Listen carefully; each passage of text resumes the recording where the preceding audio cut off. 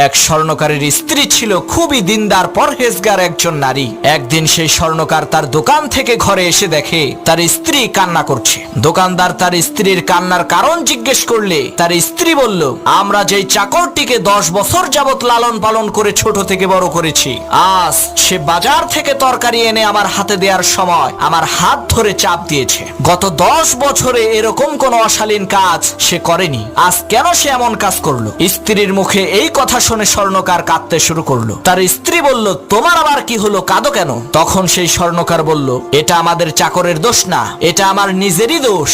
আজকে এক সুন্দরী মহিলা আমার দোকান থেকে চুড়ি কিনতে এসে হাতে পরতে পারছিল না, তখন সে আমাকে চুড়িটা পরিয়ে দিতে বলে। আমি তার হাত ধরে দেখি তার হাতটা খুবই মসৃণ আর তুলতুলে, তাই খারাপ নিয়তে আমি তার হাতটা ধরে একটা চাপ দিয়েছিলাম। আমার এই অপকর্মের কারণে আজকে আমার বিশ্বস্ত চাকর তোমার সাথে এমন আচরণ করেছে।